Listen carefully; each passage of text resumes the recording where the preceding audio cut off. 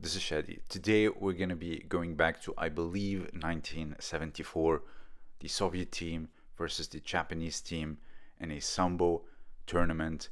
And it's very interesting to see just the Soviet domination in Sambo and, of course, the Japanese spirit versus the Soviet spirit. Of course, we all know that Sambo, the bulk is Judo, and we all know a little bit of the history with a little bit of Turkic wrestling added to it. Of course, the culture as well plays a big role in martial arts. It's not just the arsenal of techniques. So it's a very interesting battle to see the Soviet domination versus the Japanese precision and craftsmanship.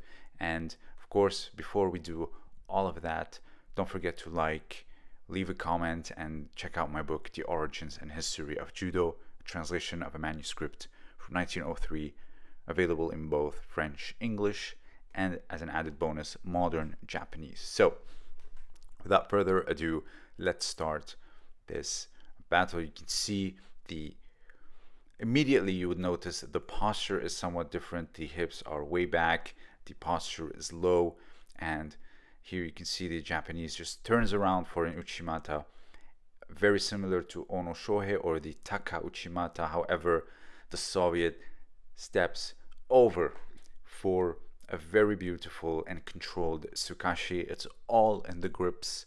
And so what the Japanese attempted was this form of uchimata where the bent over opponent gets pulled in, hit with the thigh. However, the counter was somewhat similar to this, where you just step over because you have the advantage in the grips. So uchimata, tsukashi, or seeing through the uchimata has, of course, many variations. For example, just avoiding it altogether, where the leg hits empty air and they just end up throwing themselves. All you have to do is just guide them with your hands. However, in competition, most likely they're going to be able to hit the inner thigh, but this is where the domination of the grips come in handy, where you get to guide the throw and then just step over. Of course, a little bit of flexibility will always help.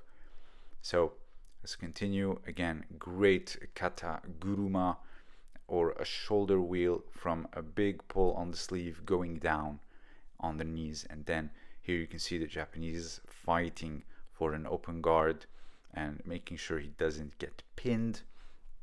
And now, kata guruma, it's one of those throws that should never have changed, in my opinion. The evolution towards being more of a sutemi because of the leg grabs rule in judo, in my opinion, made it a more fluid throw for sure, but it doesn't have that monster behind it like it used to. So are there some strong athletes who can pick up on the shoulders without the leg? For sure, but now a lot of them are doing it more of a sutemi rather than a tewaza, where they just keep them close to the axis of their shoulder and just sacrifice their body rolling it around in order to get the full score, rather than these old ones. Now, in the past, a lot of the old throws were done on the knees, since, of course, it's much easier to load someone on your shoulders when you are on one knee or two knees, rather than just picking them up and dumping them over. Here we can see some old competition examples where you can just stay upright and wheel someone over your shoulders. Now you still can do that, of course, but a lot of the times you have to steamroll and sacrifice yourself, becoming more of a yoko otoshi or an ukiwaza. Here you can see Jimmy Pedro entering with a sode tsurikomi goshi and then turning it into kata guruma by finishing the rotation, gripping the leg, and then just going over. Absolutely gorgeous. And it's one of those throws that should make a comeback. I hope the IJF adopts the All Japan rule set soon. Here you can see again, mostly was on the knees because, again, a strong elite level athlete, it's much easier to put them on your shoulders when you are down on your knees. So let's continue. And I love how the belt is threaded into the jacket in Sambo. So again, here you can see how he broke the grip with his thigh, and the shoes, of course, the bent over posture. Again, a different spirit. It's a different environment. Of course, the techniques are all the same, because one is from Judo, and two, the human body is the same. The unorthodox gripping on one side. Here you can see the big Japanese trying to grip on one side, maybe trying to break a grip, and the heavyweight, the Soviet, goes, I believe, for like an uranage, finishing into kuzure kami shiho gatame. You can see the over. It's not the kami shiho that you know, because he had one arm over the shoulder while the other one was doing differently. So it's a variation. Here you can see that there's endless ways of doing this. So here you can have over the arm while the other one goes under. You can just go with one arm. There's a bunch of ways of doing this. Now what we believe is the sankaku gatame is actually kuzure kami shiho gatame. Sankaku gatame is an arm lock. Neil Adams recently said that he was teaching it at a seminar, and then he said, yeah, but the Kodokan calls it kuzure kami shiho. We like to think of it as sankaku because we're pinning using the triangle hold.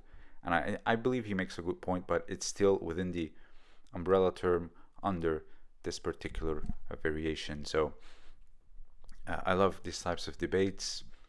You can understand technique more, and you can become more of an academic, as well as, of course, a martial artist. So let's continue here. You can see just how, like, the centrifuge, how they pull each other, the low posture. You can definitely see that it is in a different realm, in a different spirit. And here you can see complete Soviet domination. You can see here the Japanese look in their judo-gi, and it was a very beautiful sambo. Here you can see on the back in Japanese it says there's a sambo competition, and again, it's nice to see this style of competition, the Japanese going out of their judo realm, sometimes in MMA, sometimes in jiu-jitsu, and here you can see in sambo as well. And it's always nice to watch. So if you have anything to add, please let me know down below.